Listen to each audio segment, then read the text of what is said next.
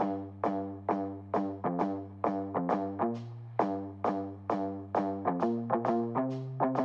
my name is Jared Moon, and I'm part of a group of underground athletes you've probably never even heard of before.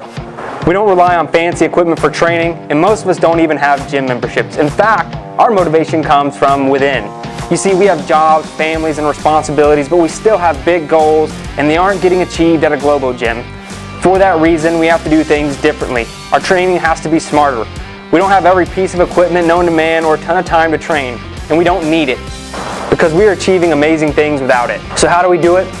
If you ask your average personal trainer or gym goer, they'd call us crazy. Yet we're seeing results better than most every single day. And it's happening by blending mental training with physical training and becoming an athlete. What we call, and welcome to, Garage Gym Athlete.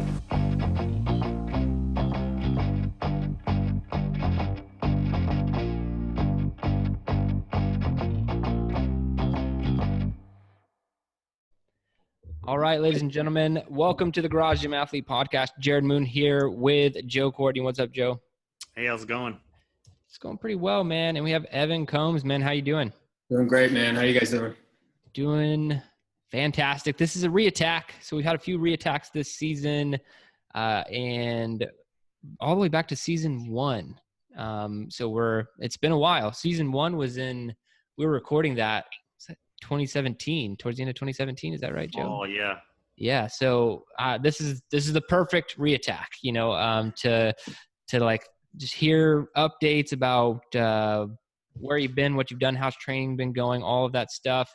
But also a lot of people haven't probably listened to all of them or not yet. So if you could just fill us in with some of the basic info, who you are, what you do, and how you train. Sure. So I'm originally from Oakland, California. Just moved to Denver about a year ago. So getting acclimated to the altitude finally, although I'm walking up my stairs sometimes still, I find myself out of breath. Here with my family, my wife and two kids. They're 6 and 3, 2 little boys. Work at a tech startup in downtown Denver. Been training in my garage probably 5 years now.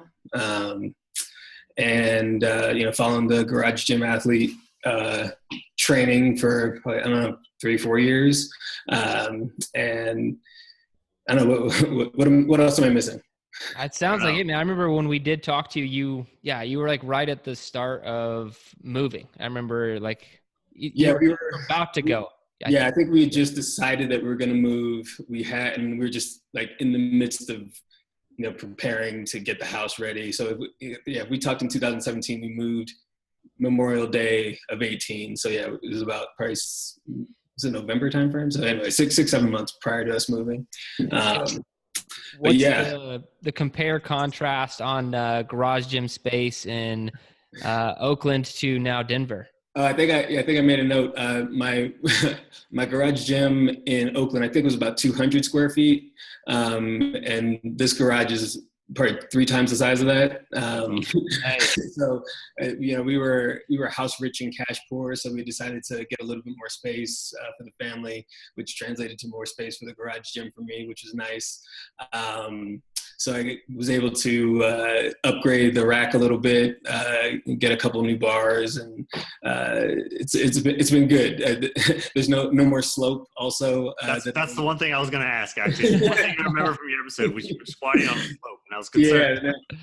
No more slope. Got it. All level. Got the horse stall mats in. It's a nice setup. I'll send you guys some pictures. That's great, man. Yeah, I'd love to see some pictures. So, what upgrades? So kind of update us on the equipment side of things. You said you got a new rack and everything. What rack are you rolling with now, and what were you using before? Yeah, so I was using like the TDS squat stands that I think you can get for like $80 on Amazon. You could space out just right. Yeah. You had to be real accurate on the re-rack. But I upgraded it to the Titan folding rack, which I like, but I basically, you have to like kind of wedge like a weight up against it so it doesn't sway from side to side. If I had to do it over again, I probably would have saved up and gotten the PRX folding down rack just because it's easier to get to basically put it away. is what it seems like to me. The Titan folding rack, you got to like undo, I think 6 pins to get it, folded in, and that's the only way we can get both our cars in the garage. But thankfully, the weather isn't too bad here, where you have to have both cars in the garage all the time. So it's a minor quibble. But I had to get rid of my rowing machine on the move out, which was hurt my heart a little bit. But I've replaced it with the Devil's Tricycle.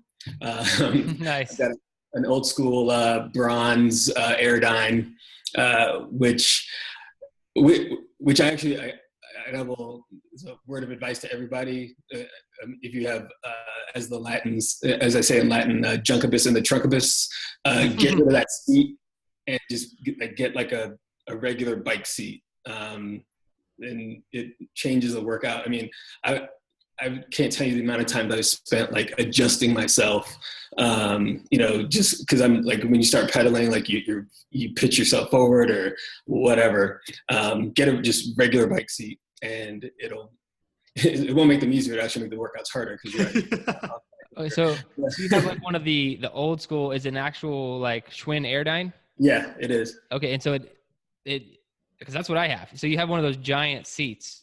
Yes. What you had, and you took that off and you put like a normal bike seat on it. Yeah, the regular, like, it's like a gel bike seat with like the gap in the middle for the gentleman. And I think I got it for maybe $15-20 on Amazon. That is, dude, I need to do that. Like, I think I've really just been putting up with that for like, I don't know, 6 years. I don't know how long I've had my Airdyne. It's been a long time, but I just couldn't stand it. I was like, man, I like this thing. I mean, I know I see the value in it, but I was like, if I can't stay on, or if I'm like constantly like, oh, maybe I should raise the seat, maybe I should lower the seat. I was like, okay, maybe I get a different seat, and that's solved everything. That's awesome, man. I need to check that out. Well, nice little tip there. I actually have like 5 bikes in my garage. I'll probably just rip one off, and put it on there. That's great. Yeah. And the other thing too, say again, Joe. I was saying, Jared rarely does anything to make his life easier. He just chalks it up to mental toughness. Like, just add it to just add another day on the mental toughness. He just said that changing the bike seat makes it harder. So that's okay, so that's he said it makes the workouts a little bit worse. That was the main thing I latched onto there. So I definitely, that's what I wanted. But I could see just from I'm cycling a lot right now, just in my training, and so I could see just being able to be a little bit more efficient in your pedaling with a smaller seat, I think. It just gets the seat out of the way. I mean, like when my hamstrings would hit it, and I would kind of get pushed forward on the seat, and that is just really. I've also tried to upgrade the computer.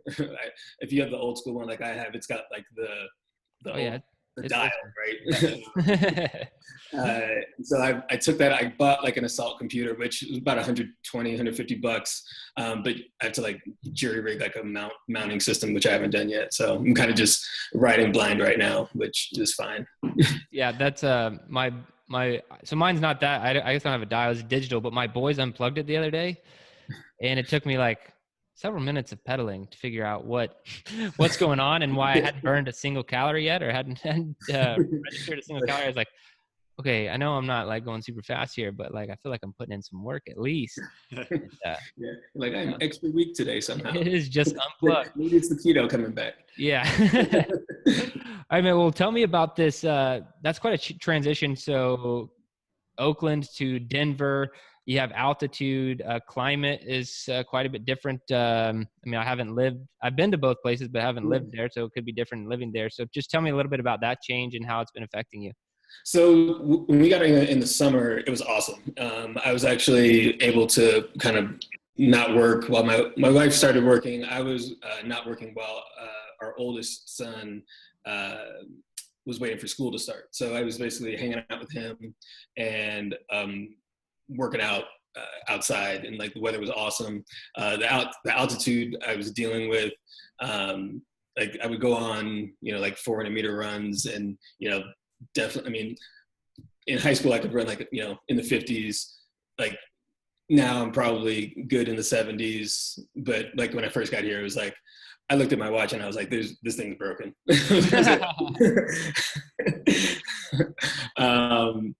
But so the altitude, I mean, it takes a couple of weeks to get acclimated to it, but the weather, I mean, in the summer was awesome. The winter was awful. I had just gotten in the summer. That was when I was getting my stuff delivered, and I was working out in the garage all the time. The garage open. Then as soon as I guess daylight savings hit, like the weather, the temperatures just started dropping. And when the winter came and it started snowing, I mean, I went out to like try and do a workout once, and I think it might have been like 15 degrees outside, and like my garage isn't insulated. I put my hands on that bar, and I was like, man, my hands might not come off this thing. I was like the kid from Christmas Story. I was like, I mean, this. My hands were stuck to that bar. It was so cold. So I actually had to sort of abandon the garage for a little bit. We were members at the Y, and I was going there, and they had we've got a great setup here in Denver.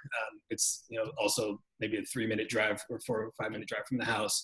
So I would get up, probably like 4:45, get out there, do my workout, and come back. And they have pretty much everything. They didn't have an Airdyne. They've got pretty good. They've actually got really good racks. So that part of the transition sucked. I think I'm planning for next winter. I won't probably do a full insulation like I've seen like some people on the Facebook site do, but like one of the convection heaters with propane, I'll probably end up doing that. I bought a electric heater, and that thing was useless. No, it takes way too long. Yeah. Yeah.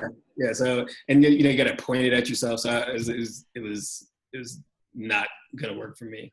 So it was like, I'm gonna bite the bullet and go. It wasn't quite a Globo gym, but I'm gonna go to the Y, and still gonna get the work in. So how was it, man? You've been a garage gym athlete for several years. So how was it entering back into the gym space? It's not too bad. I mean, the thing about the Y, it's a good community of people. You do get stopped. It's like, hey man, what are you doing? Why are you wearing a 60-pound weight vest running around the indoor track and doing 100 pull-ups? So, that part of it, I'm not annoyed by it, but like, because people usually will wait till you're done. But usually the equipment wasn't being used, the way that I was using it. So, I mean, like the racks are usually open, and no one's like, hovering over your shoulder. Like nobody does curls in the squat rack at the Y, thankfully. So yeah, they just leave the squat racks alone. Exactly. Yeah. I mean, I walked in and I was like, it was like I had to jump to get to it. So like 8-9 foot rack to get to the pull-up bar. So it's a good setup. I mean, they reinvest their money into the gym. So I wonder if that's just like the Y in general. I know when I very first started working out, we went to the Y. My dad took me to the Y, and we'd go to the free weight section. Like the Y would be packed. Like all the machines are taking everything, but the free weight room was just like empty. There's like one or two serious dudes in there, and that's it. But like everywhere else was like pretty taken. Is that same for you? Yeah, that is. I walk in even early in the morning. The treadmills, the bikes, the stair stepper, always full. Basketball court. There's either open run or they're playing pickleball, and there's the classes upstairs. Those are full too. But yeah, the free weight section, it's me and maybe 3 other dudes that I recognize that are there, and I'm usually the only one that's like doing stuff in the squat rack. I mean, there maybe once or twice I've had to like wait for a guy to finish up a set, but yeah. Something similar in military gyms at Fort Meade. They have like it's being a military gym. There's a ton of free weights. So it's always packed, but they took over a racquetball court where they put 4 power racks and 4 Olympic lifters, but there's no mirrors and nobody was in there. Yeah. It'd be like me and one other dude in this room full of power racks, and everybody would be cramming in the other room where the mirrors were because of the power racks. Yeah. It's crazy. Yeah. I don't know. I mean, I think, with the advent of CrossFit, I think people are more into the functional fitness and, not afraid to go get the bar, go after, use the bar. But, I just, whenever I've been there, even like when I go on weekends, like, during normal hours, I'm usually the only one that can, or not can, but that, uses the squat rack. Well, let's talk lifestyle a little bit, man. So we recorded at the end of 2017 for season 1. Mm-hmm. We're now well into 2019. You have 2 kids. You've moved. So you work for a tech startup in Denver. So just tell me a little bit about lifestyle and consistency. Fitting in the training. How has all that been over really the last year and a half, getting close to 2 years? Yeah, so I mean, I mentioned like when I didn't have a job, getting the training in was easy. But then when I started working, I had to like kind of figure out, just what the timing was going to be with, getting our kids to school, getting up in the morning, picking them up in the evening. So I wasn't missing too many workouts, but I think what I would actually have to like maybe double up like on the weekend. Like I would maybe miss a day in the middle of the week, but then double up on like Saturday and Sunday, like on the the prescribed rest days. I think for me, it's hard to say. I mean, I consistently work out. I hardly ever miss workouts. When I do, I think it's due to something that's happened, at work or something like, lose a deal. And like, I was thinking about that before we talked. I was like, the time that I've missed workouts consistently is like when something outside of, my, me wanting to train has happened. It's usually having to do with work. And, just thinking about that, and the times when I've been really consistent is when I've had like a goal or like something that I knew that I was working to. We went on a trip to Hawaii a couple weeks ago, or a couple of months ago.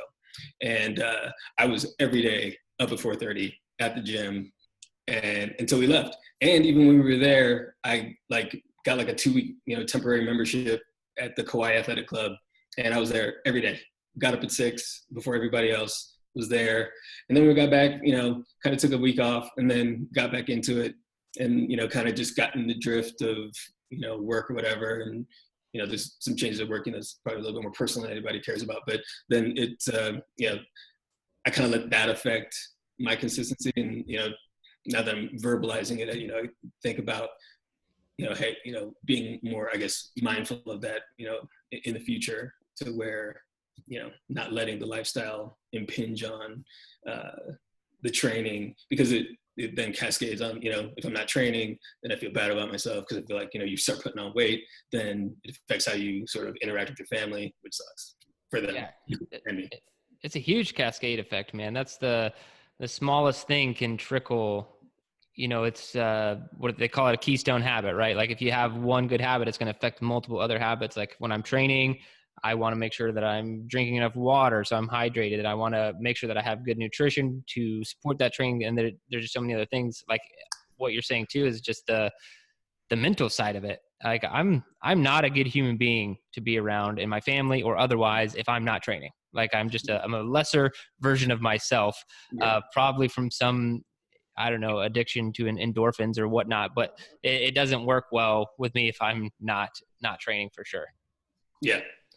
But yeah, I mean, we haven't probably taken advantage of these, kind of staying on the sort of lifestyle part of the question. I don't think we've experienced all that Denver and the greater Denver area has to offer. Everybody keeps saying, we need to get to Red Rocks and, run the stairs there. It's, beautiful, and, take advantage of a lot of the trails around here for, running or mountain biking. We just haven't. 2 kids, getting them. Yeah. Supposed to, how old are your kids? 6 and 3.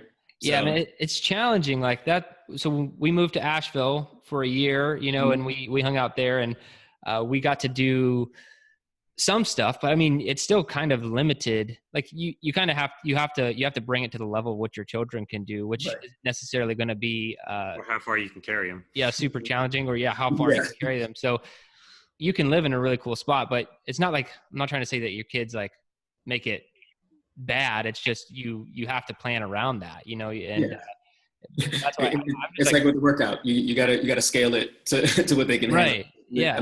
I can't take them on a 7-mile hike, but find a maybe 1.5 mile hike, and bring snacks and Well, that's why I'm trying to stay in such good shape for such a long period of time, because they're going to get to the teenage years, and we're going to be doing some cool stuff, whether they like it or not. Yeah. You know, we'll be doing some aggressive mountain biking and 7-mile hikes and everything else once they get older. Yeah.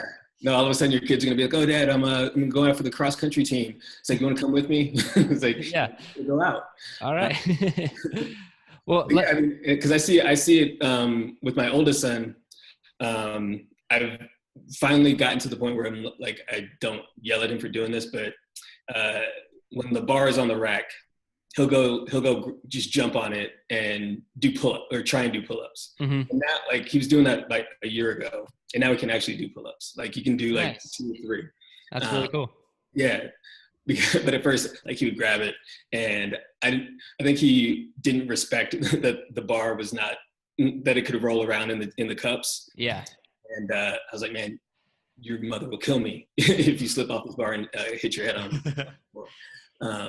So he finally got the technique, and it's like grab the bar with his thumbs underneath it, rather than the thumbs on the side. Yeah, exactly.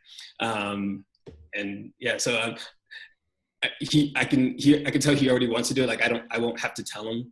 And so it's going to be fun, like, when he can actually do more stuff, and his brother wants to do everything he wants to do too. So we'll have a little workout trio going on in the future, which I'm excited about.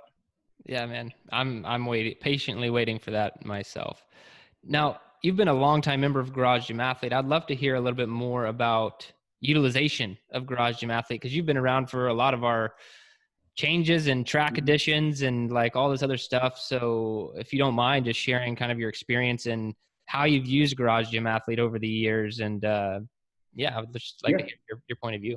Sure. So I think I mentioned this on the first time I was on the podcast. Like, I came across the website, I think looking for plans for a DIY plyo box. And then, saw, the website, Edit Through Fitness, and was, just intrigued by, the one, I think it was the 1-man 1 barbell system. And I was like, that's what I need, just something simple, get in, get out, get the work done. And so I did that for, I think 1 or 2 cycles. And then, saw the subscription option for, I don't know if there were names yet. I think it was just the one track, like there was only one. Back in the day, there was one track. And I think when I joined, it was like the week. It was called PR Madness, and it's like, all right, let me get in this. And I was like PRing like lifts that I had. I mean, I was lifting weights that I was like basically lifting in college, and I was like, okay, cool, I like this. And then the next cycle was Accelerate, and that's when I was hooked. I was like, man, this is what I need. It's like, it makes sense. It's like, it's timed, and it's not just like what do they call those CrossFit workouts? It's like the hopper, when you like pull a card out of a hat, and it's like, okay, you're gonna do 1,000. Because I had done that before, and you like the variability. But then you're like, okay, well, what am I doing this for? Because like, if you're just switching things up for variety's sake with no real plan, then eventually you're going to plateau. And that's what I was experiencing with CrossFit. And like when I came across GGA, I was like, this is something that I think that I can stick with. And especially after doing the Accelerate, and I think I told you, like, that was like those were like some of the hardest workouts that I've ever done. Like bar none, like outside of like some track workouts in college. So I was then I think the 3 tracks came out, and so I stuck with Hard to Kill, and just felt like I was consistently getting better at like my deadlift, my bench press, which has always sucked, and my squat. And so I think I did that for 1 or 2 years. And then the beginning of this year, I'm now on the shred track. So I've done it for 2 cycles now. I think I might go back to Harder to Kill, but I think the shred track has been awesome. Like it's been legit, like body recomp. Like, yeah, people come up to me and they're like, hey man, so like, you powerlifting or something? I'm like, no. And it's like when you're in it, like, and doing it, like, you don't really notice the changes, but then all of a sudden, like I was at work and it's like, this dude was like, so, you've been lifting like a lot lately? I don't know. Yeah, it feels like I'm doing the same, but it's been great. I mean, I think I sent, like, you know, in the goals track, you know, that I've been trying to drop weight to about like 180, and I've kind of been fluctuating and not consistent with that. But like, regardless, like, the changes in my body have taken place, and it's been awesome. But I think I'm trying to get more on the sort of general physical preparedness track again. So I'll be doing Harder to Kill for the second half of the year. Yeah, There's like OGs that are around for about a year, and then there's like the real OGs, like the elders of the GGA, which you were around since the first cycle, man.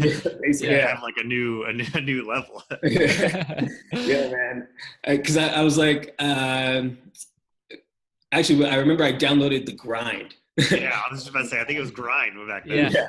And I was like, man, this is killer. And, you know, it's just because you're doing everything, and, you know, over the 12 weeks, you just get better. I mean, I think, you know, one of my goals, I told you on the last podcast, was to deadlift 500 pounds. And I did that,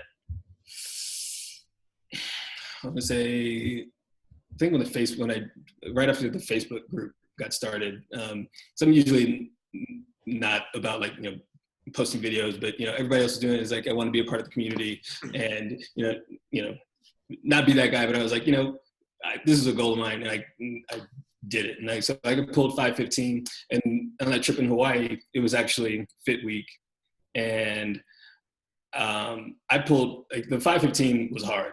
I pulled 525 like it was nothing. Like it was like it was not even touching the ground. It was.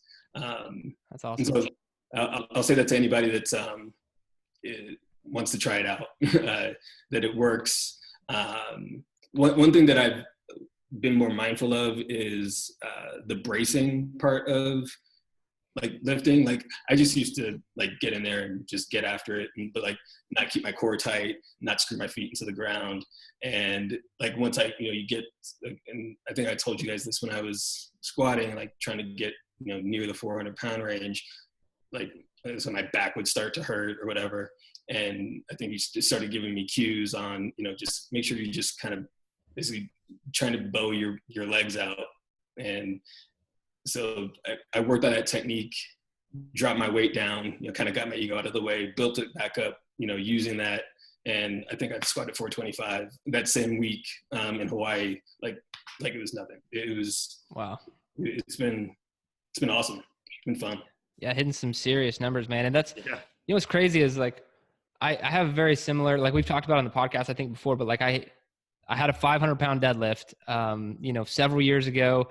And then I got a video of it, but it was, like, you know, horrible. But then once I started focusing on all these other things that we do in our programming, just focusing on power, being explosive and a little bit more dynamic, I pulled 525.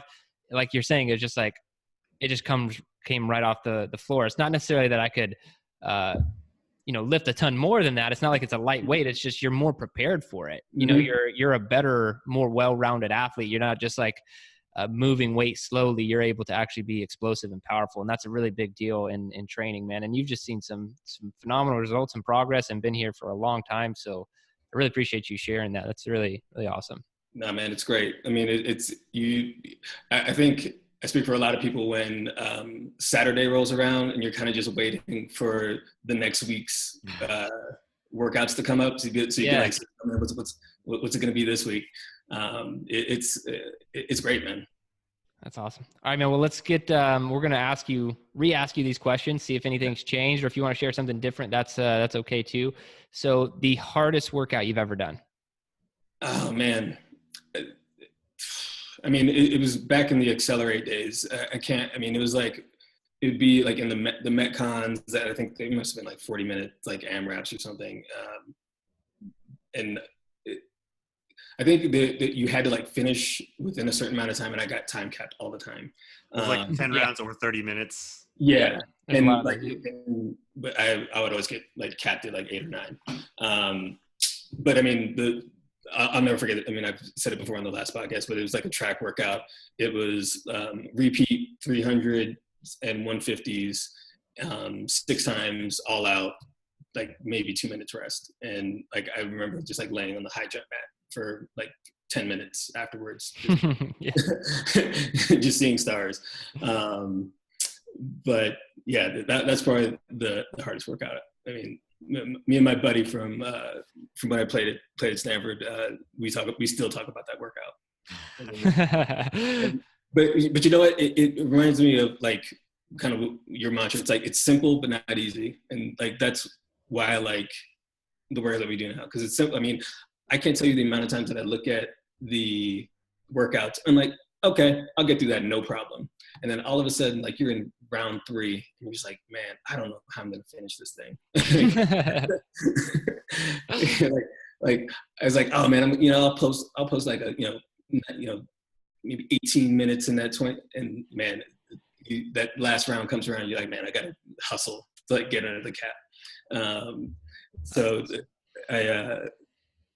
I always laugh, and like I do it every time, but I laugh at myself, and I'm just like, why do you always think that just because there's only 2 or 3 things on there for 20 minutes or 10 rounds or whatever, it's gonna be easy? It's like that 4th or 5th round rolls around, you're like, oh yeah, the monkey gets on your back.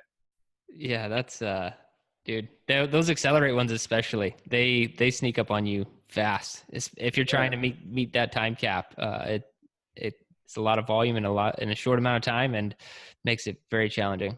Yeah, I'm pretty sure that the only person who could finish those is that maniac Tony Giordano. Yeah, he's not far from you. You guys should like meet up. I mean, I don't know exactly where he's located in Hugo, but specifically, but you guys should hit a training session together. Right on, man. Yeah, check that out. All right. Now, in your opinion, what's the best activity for building mental toughness? Oh man, I would say there was a workout that I did, and it was like on the rowing machine, and I think it was just like 30 seconds on, 30 seconds off, and just trying to maintain like a certain wattage for that amount of time. That on the workout side is one that I think is really good. I think on the other side, like just like on a like a non-workout thing, is just like setting a goal and I'm sticking to it. Sorry. I mean, it's simple as that. I mean, like, finding something that's achievable and putting it out there, planting that flag and going for it. And I found that the times when I do that and I really commit to it, like the other things around my life get better also. Oh yeah, it's that cascade effect that we're talking about, right? Yeah. Like if you feel more confident in achieving your goals, is going to make you better all around. Yeah. I mean, one thing that I did do, and this might be another good thing for mental toughness. Most people do a dry January. I was like, I'm going to try and like fast for the first 15 days of the year, and I did it. And I probably dropped like 20 pounds. But you fasted for 15 days? Yeah, I did. I did like the master cleanse. So it was like the lemonade, but I supplemented it with some amazing grass, the green superfood. Mm-hmm. As well. And I was doing it, because I needed to drop some weight from the holidays, but I also wanted to just see if I could do it. Because the second and third day, you're just like, man, you can smell every single food that you want. And it smells really good. And, you're like, what? I'm not doing this. Nobody's going to care if I stop. But I was like, I'm going to care. And then I'm going to be like, man, I could have done it, but I chose not to. And so, once I got past that third day, I was like, what? Then it just started rolling. I was like, all right, fine. I toyed with maybe doing it for the entire month, but I mean, it's really hard when you have 2 kids and a wife, and she's like, so are you going to eat today or not? Right. It's like, are you going to make dinner and not eat it again? Or I need to try one of these longer fasts. 15 days is crazy, but like, so 24 hours is no problem. Like, I think accidentally right now on like 21 hours of a fast, like right this second. And so 24 hours, not that bad. I've always been a little bit frightened to go 72. Like, I just feel like I would feel awful, but 15 days, man, that's incredible. Well, I mean, so I don't know if you have read about them or read the Master Cleanse. I mean, it's like a super short book, but I mean, it's got, you make this like lemonade drink, right? Yeah. And, people's mileage may vary, on, the health effects of it, but it was at least something to be consuming that wasn't food. And you are getting some calories because you throw some maple syrup in there. Mm-hmm. But you're obviously not, you're probably staying under 500 or maybe 400 or 300. Oh yeah, man. I'm not a stickler, man. If you're just drinking lemonade for 15 days and nothing else, I consider that pretty badass. Yeah. That's So, I mean, I was just like, I wasn't sure that I was going to be able to do this. And especially, in life, you get to the weekends, people's like, hey, you want to grab a beer? It's like, I'm not good. Yeah. One thing that reminded me of, because you were saying you were about hour 21, took me to intermittent fasting, which I tried to do as well. The book that I think you had the author on, he wrote the motivation myth.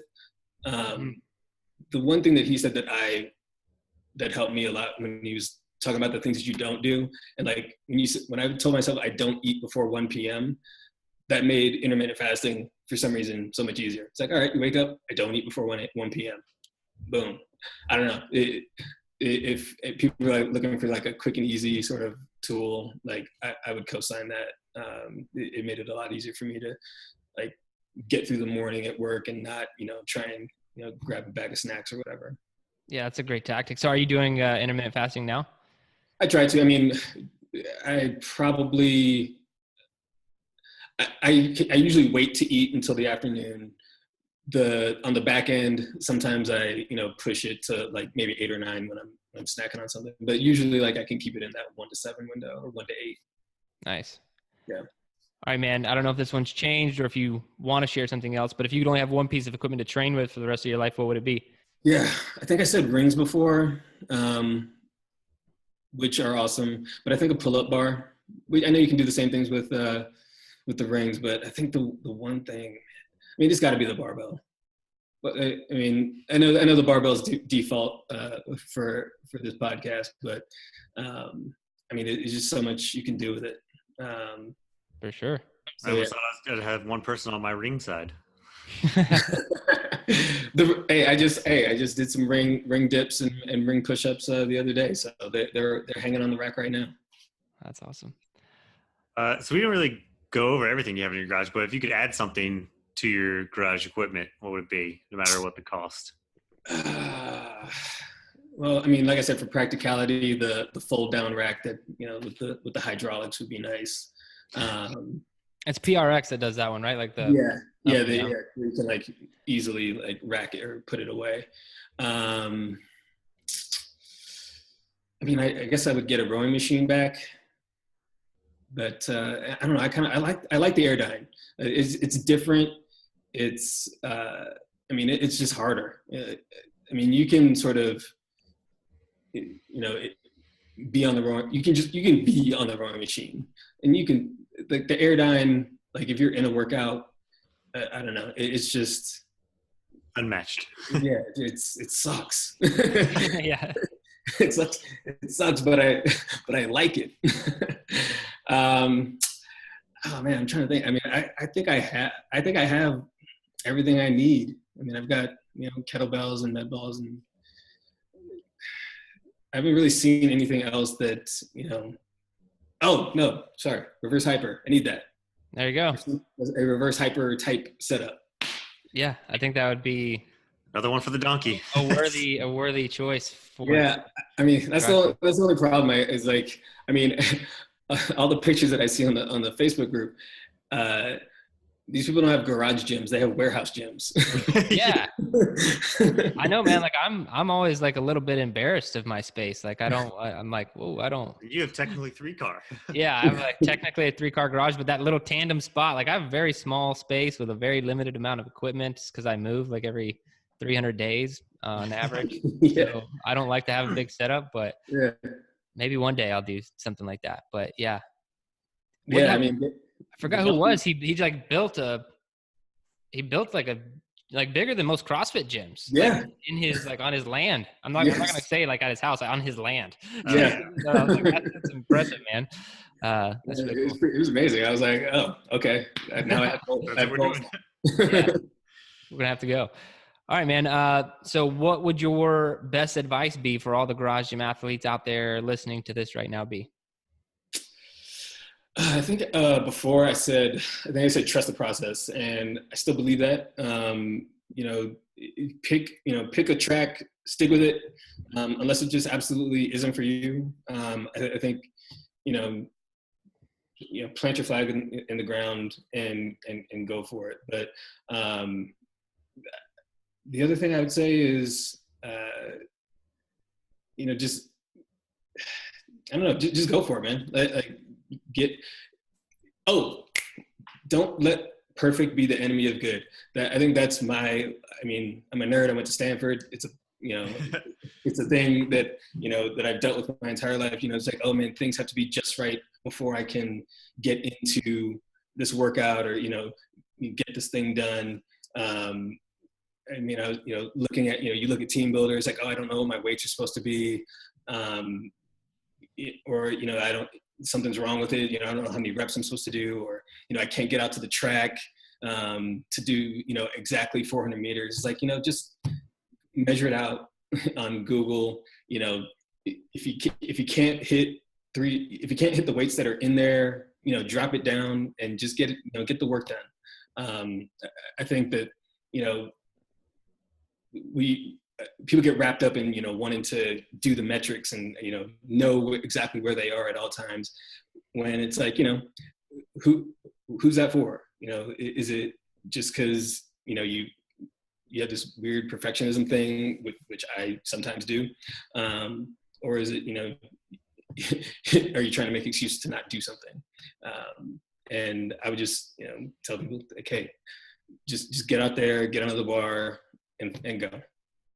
Yeah, man. What you just described is what I, in my brain, think of just as like the garage gym athlete mentality, because we're always going to be put in those situations, like you said, where it's not a perfect 400 meters, or you weren't feeling great today, so you're not hitting 90% of your back squat or something. So like, but do something. I think that's such a great message. Yeah, it's like, when it's 3 feet of snow outside, it's like, well, I don't have my rowing machine. I don't know how far I'm going on the Airdyne. I can't run outside. Just get on the bike and go. Do it for a minute and a half. That's probably the equivalent of the 400 meters, and and get back to the other thing. Awesome. All right, Evan, it's really been fun catching up with you, man. Doing the reattack and learning about what's changed and how you've used Garage Gym Athlete. I just really appreciate you being a Garage Gym Athlete for as long as you have been, and to continue to see results. And I really also appreciate you taking the time to do this episode. So thanks a lot. Oh man, you're welcome. Thank you, man. Keep making the thing better. I would have been happy had it stayed one track, because the results I was seeing were amazing.